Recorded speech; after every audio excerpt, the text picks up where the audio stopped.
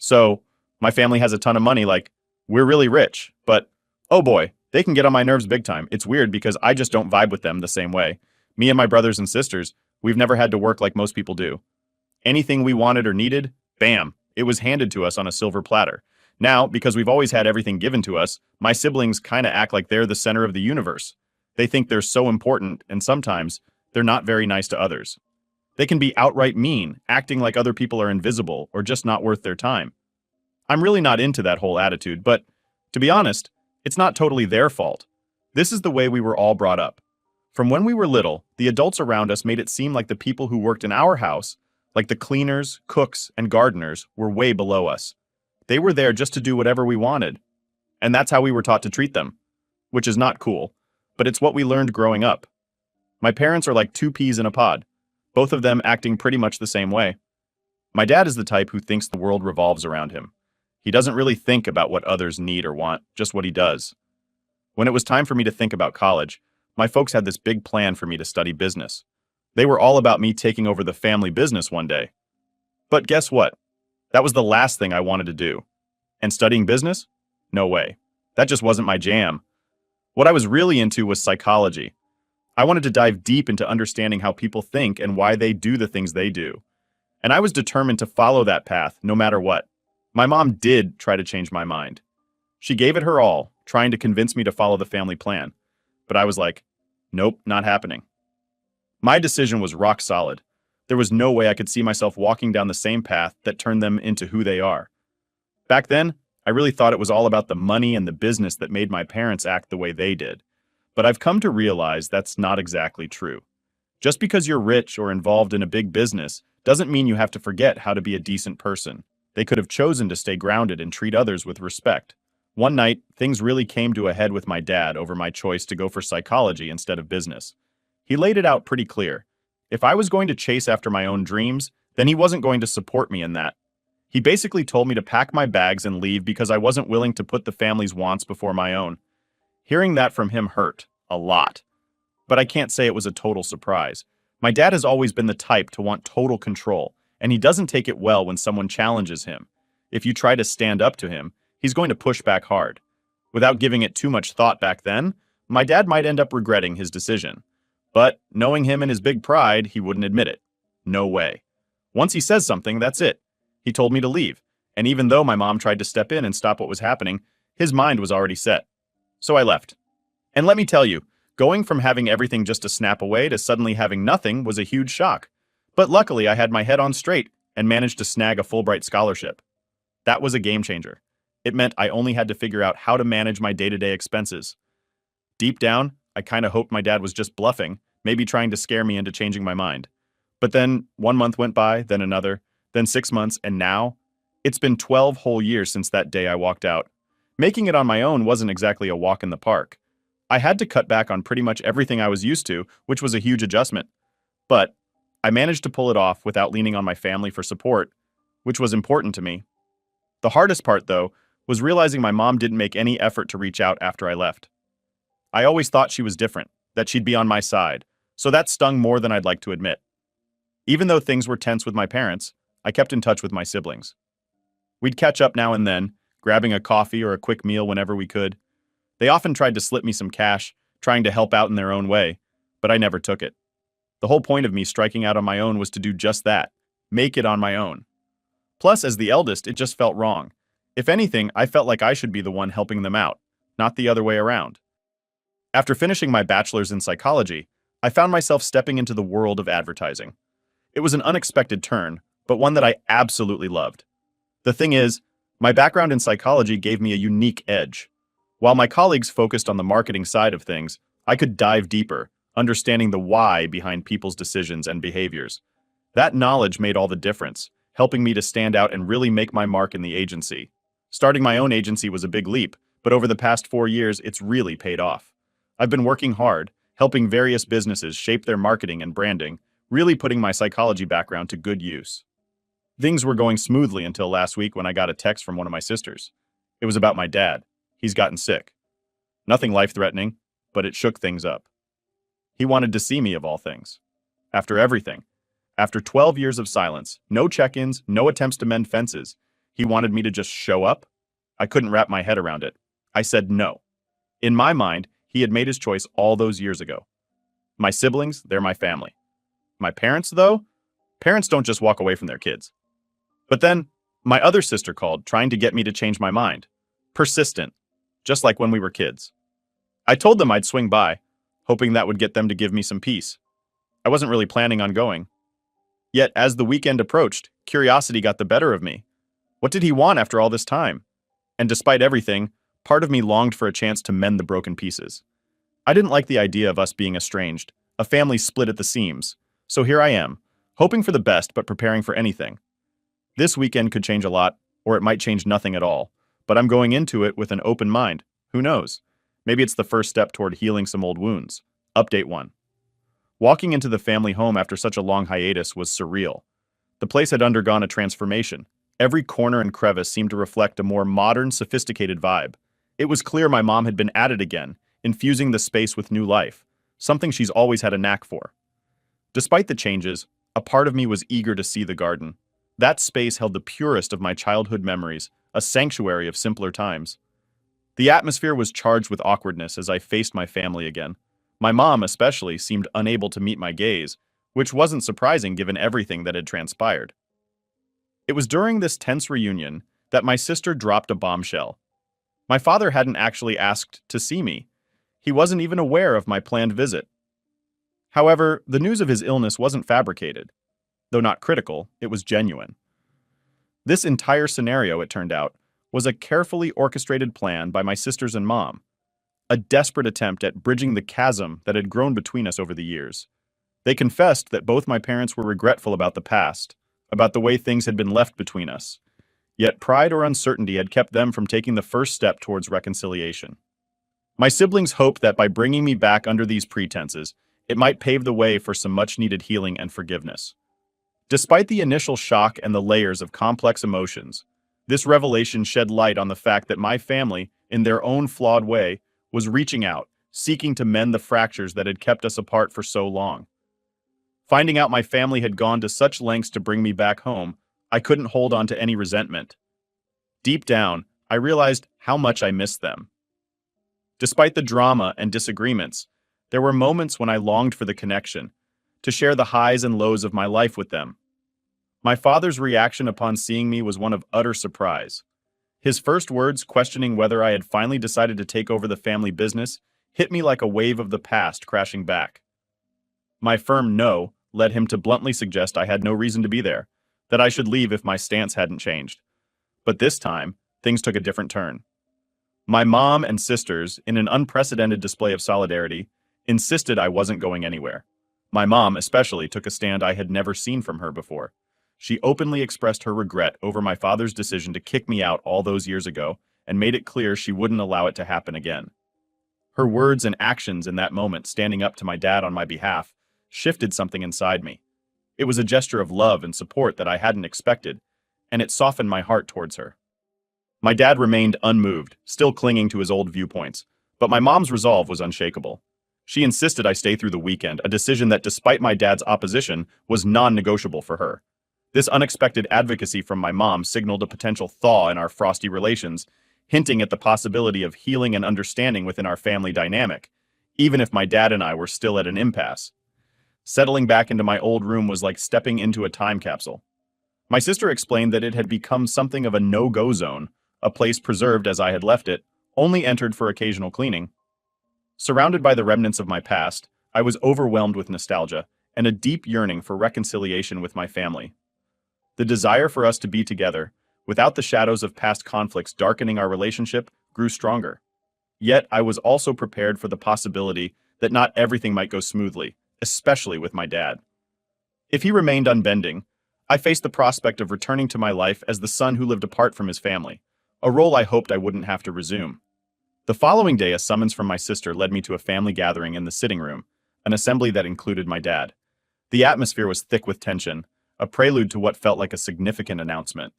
My dad broke the silence with a statement that was as shocking as it was hurtful. He revisited the past, declaring that he had once disowned me, a decision now up for reconsideration on the condition that I humble myself by kneeling and begging for his forgiveness. coupled with the stipulation that I join the family business. This proposition, seemingly simple to others in the room, struck me as a betrayal of my own principles and the life I had built independently. The expectation from my family for me to comply was evident, yet they failed to grasp the weight of such a demand on me. Kneeling and begging for acceptance on terms that contradicted my identity and aspirations was not a testament to familial bond, but a surrender of self-respect and autonomy. My journey had taught me the value of standing firm in my convictions, and this ultimatum from my father challenged the very essence of that lesson. It was a moment of profound clarity, a crossroads between seeking approval through submission and embracing the freedom of my own path, however lonely that might be. So, after all the drama and tough times my dad put me through for the last 12 years, here we are. When I first had to strike out on my own, it was super tough. I had to figure out everything by myself, from where I was going to live to how I was going to make money. But guess what? I worked super hard and now own a super successful company. I really don't need anything from him. When he asked me to come back and basically beg for his forgiveness, then help save his business, I was like, no way. I told him straight up that he needs me way more than I need him at this point. The family business he's so desperate for me to take over? Yeah, it's basically crashing and burning. It's about to go bankrupt because it's been managed really badly and they haven't kept up with all the changes in the world and what people want. But here's the thing. I studied psychology, right? So I understand what makes people tick, what makes them want to buy things, which is exactly what the company needs right now. But instead of jumping to save the day, I told him I needed an apology first and foremost. And even then, I wasn't interested in getting involved with his business mess. I also pointed out that he's not the boss of the universe. He can't expect everything to always go his way, especially not after everything that's happened. And there's more. My older sister, she's got some serious business skills. She could totally take over and do an amazing job, but he's stuck on this old-fashioned idea that only his son should run the show. It's time for him to get over that and see the talent he's ignoring right in front of him. When I dropped the bombshell that I was never going to take over my dad's businesses and suggested that my sisters were more than capable of doing it, the room went dead silent. You could have heard a pin drop. It was like everyone was holding their breath, waiting to see what would happen next. My dad didn't say a word, so I just turned around and walked out. Before I did, though, I made it clear I was leaving first thing in the morning. I felt like an outsider in my own home, unwanted. What I didn't realize was that my comment about the business being on the brink of bankruptcy was news to my mom and sisters. They had no idea things were that bad. My dad had been keeping it all under wraps, not letting anyone know how dire the situation really was. He'd been borrowing more and more money just to keep up the appearance of our family's wealthy lifestyle, all because he couldn't stand the thought of anyone thinking we were poor. This revelation hit everyone like a ton of bricks. My dad had been so caught up in his pride and the image he wanted to maintain that he hadn't even considered getting help or being honest with his own family about the financial troubles. It was a mess, one that he was determined to hide at all costs, even if it meant risking everything he'd worked so hard to build. After I left the room, my mom really let my dad have it. She told him straight up that his huge ego was tearing our family apart. She made it clear that they both owed me an apology, pointing out that it wasn't too much to ask for, considering everything that had happened. She went on to say how proud she was of me for building my own advertising agency from the ground up, turning it into one of the best in the city. It wasn't about me taking over the family business for her. She just missed having her son around. Later, she came to my room, a place filled with memories and now, significant conversations. She apologized for not being there for me when I needed her the most, for not standing up to my dad. She admitted that was her biggest regret, acknowledging she should have been stronger. It was a lot to take in, hearing my mom open up like that. Her apology felt sincere, a moment of vulnerability that showed me just how complex and strained things had become because of the choices they made. It was a step. Maybe not a fix for everything, but a start toward understanding and possibly healing some of the wounds that had been left to fester for too long. Over time, the distance and silence between us seemed to cement the idea that it might be too late to mend what had been broken. I was all packed up and ready to head out the next morning, convinced that my brief return had changed little in the grand scheme of things. Then, there was a knock at my door. To my surprise, it was my dad. Seeing him there, vulnerable, was something I never expected. And when he broke down, it caught me completely off guard. It was the first time I'd ever seen him let his guard down, to show such raw emotion. As tears started to blur my own vision, he apologized, admitting he hadn't been the father I needed. He confessed that he had wanted to reach out, to somehow bridge the gap between us, but fear and pride held him back. He believed the rift was too deep, the damage irreparable, so he chose to maintain the status quo, however painful it was. Hearing him acknowledge his faults, expressing pride in my achievements despite his absence from my journey, was more healing than I could have imagined. In that moment, I forgave him. It wasn't just about letting go of the bitterness or the hurt, it was about accepting our flawed human nature and the fact that sometimes we get things horribly wrong, but it's never too late to try and make amends. Forgiving him opened the door to a new chapter for us, one where the past didn't have to dictate our future. It was a step towards rebuilding, not just for the sake of what was lost, but for the possibility of what might still be salvaged and grown from here on out. Now for the top comments before the update too, not the whole. This made me emotional because my parents don't want to support my dream either. So I can relate with how you must have felt. I moved out of the house a week ago, and I'm currently trying to find my bearings. I'm so happy that you guys got back together and you were able to forgive them, not be home. But father is. What is it with fathers and their ego? His son turned out perfect, but he missed all of it. He would probably still regret all he did to you for the rest of his life. Update 2. So, the morning after the big emotional showdown with my dad, I was all set to leave. Bags packed, heart a bit lighter, but still unsure about where all of this was heading. The sun hadn't even properly woken up yet, and there I was, standing at the front door, taking one last look at the house that held so many memories. Just as I'm about to step out, my little brother, the one who's always been more into his gadgets than family drama, stops me. He's holding this clunky old photo album, the kind we used to flip through before everything became digital. "You can't leave without seeing this," he says, with a seriousness I'm not used to from him. We sit down on the steps, and he flips it open. It's full of pictures I've never seen before. Candid shots of the family, me in my most rebellious teenage phases, moments of genuine happiness that somehow got buried under years of arguments and misunderstandings. My brother, usually so reserved, starts sharing stories about each photo, reminiscing about the good old days as he calls them. It's weird, but sitting there with the morning chill just starting to bite, I felt this wave of nostalgia mixed with hope. Maybe, just maybe, we weren't all as far apart as I'd thought. My brother's gesture, sharing that album, was his way of saying he missed having his big sibling around, missed the unity we once had as a family. As we're laughing over a particularly embarrassing photo of me trying to skateboard and failing spectacularly, my mom comes out. She's surprised to see us there, huddled together, but smiles in a way I hadn't seen in years. She sits beside us, pointing out photos, adding her own memories. It's a small moment, but powerful.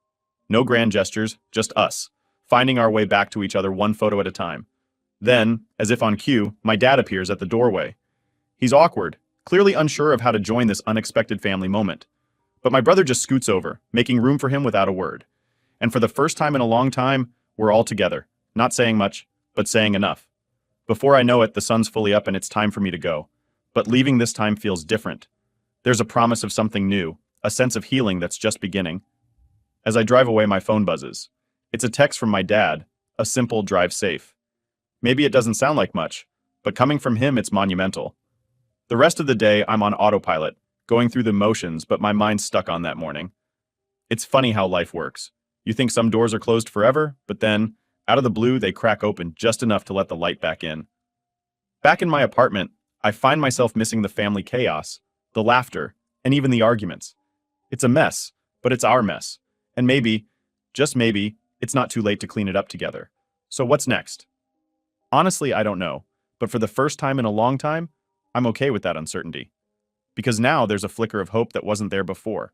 A hope that maybe we can rebuild what was lost. Not as it was, but into something new, something better. Next story. So, I'm a 28-year-old girl, and I've got this apartment with 3 bedrooms. It's pretty cool. Now, I have this friend, right? She's a year younger than me, 27, and she was in a bit of a pickle because she didn't have a place to crash.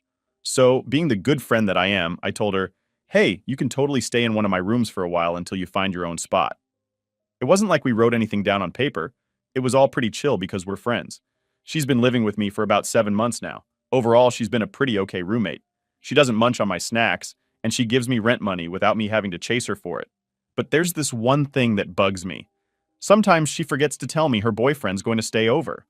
It's not the biggest deal, and she always says sorry, and promises to give me a heads up next time. And she does. Well, sometimes at least. But here's where it gets a bit weird.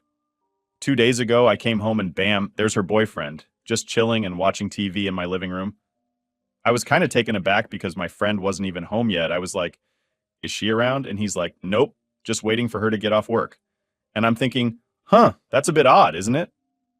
At this point, I was more than a little on edge by the fact he was somehow here without her, and asked him how he got it in. He showed me the key that she had given him one so he could come around to hang out. I won't lie. I was shocked at this and rather upset. I demanded he give me the key back and get out of my home. You seem surprised and ready to protest as she'd given him the key, but I told him that this is my home, and she had no right to do that and to get out now. He handed over the key, clearly thinking I was overreacting, but left when my roommate came back. I confronted her, asking why she thought she had any right to give a key out and to especially do so without asking me. She told me I was being unreasonable, and it was her home too, so she should be able to give out keys if she wants it to. This led to an argument, and I finally told her that this wasn't her home. She was only renting a room, and she was to get out within 2 weeks because I don't trust her now. The last 2 days, she's been trying to tell me I've been overreacting and I'm being unfair.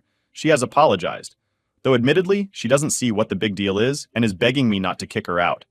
Am I the a-hole? Edit. As some people think 2 weeks isn't much time to find a new place. Don't worry, she won't end up on the streets. She can find a new place or go back to her parents' home, which is where she was staying until I let her move in. If she didn't have them to go to, she'd have more time. Now for the top comments before the update. Not the whole, massively. This is your home. You agreed to let her stay, but she abused your trust by giving out a key to someone else without your permission. I'm sure if she asked you first, you'd have said no. This is unforgivable, in my opinion. And she doesn't even seem that sorry, because she still doesn't think it was wrong of her to do. Not me. It's your home. It sounds like you're panicked in the moment, which is perfectly understandable. So I can see how you mistake this for an overreaction. But rest assured, this is perfectly understandable. 2 weeks is a bit short, if I'm honest. But, oh well, at some point she was going to move out, right? This was always meant to be temporary. Next story. So I-30 male got him into a really messy situation and I need this place to give me a verdict. So I was in a 6-year relationship with a single mom named Tara. 3F when we met, she had an 8-year-old daughter named Sasha. We took things very slow with the whole situation. Eventually, she introduced me to her daughter, and things went really well. After 4 years of dating, we finally got engaged with her daughter's blessing. But we had an obstacle stopping me from tying the knot. I wanted my own biological kids. It was important to me, and something I've always wanted. Tara was open to this, and we had plans of having our own kids. Well, 5 years into the relationship, she was still on birth control measures. I kept saying that she knew I wanted kids, and what was the deal? She kept pushing off the conversation. Eventually it came out that she didn't want to have more kids. At first she thought she did, but she changed her mind. I told her that was unfortunate and decided to break up the engagement. Tara was hurt and wouldn't even let me explain things to Sasha. I was basically gone the next day. I moved a couple of blocks away to a new house. Sasha somehow found out where I moved to and started showing up, like just knocking on my door. The first couple of times I opened the door and talked to her, explaining the situation and telling her she had stopped by without her mom knowing, and it was inappropriate. She did it again, and this time was demanding to know why I didn't talk to her like I used to. So I drove her back to her mom's, and we had a sit-down conversation with the three of us. We explained the situation and told her she needed to let it go. So I started dating someone a few days after the breakup. Things have been going really well. But when she parked in my driveway this past weekend, her car was damaged. She had a soda thrown on the windshield and scratch marks on her driver's side door. I took my security footage and I could see someone on a bike ride up to her car and do the damage. But it was late at night and the person had a mask and hood on. In my head, it was Sasha, but I had no evidence. So this Sunday morning, there is a knock on my door and it's Sasha again. It's like Edom. I was fed up. I called Tara but noticed that it was locked. I tried social media and it was blocked there too. So I called the cops. The cops showed up and talked to Sasha and me. I explained the whole situation and they called Tara. Tara showed up looking out of sorts and Sasha was crying. I said I wouldn't press charges this time for the next time she's at my house. I will. Tara needs to be more aware of where her daughter is and to maybe get therapy. I'm sick of dealing with this and that. Maybe if she didn't block me, I wouldn't have had to call the cops. Tara screamed at me and called me a ton of names. Am I a whore? Now for the top comments. Not the whole as Tara left you. No other choice because she blocked you. It's completely understandable for a Sasha as a 13-year-old who had you in her life for nearly half of it, that it's difficult to see you suddenly gone. That being said, Tanya's to do a better job of recognizing that no longer having you around has had a negative impact on her daughter, causing her to now frequent your house uninvited to try and have further contact with you, even though you no longer have anything to do with her or Tara.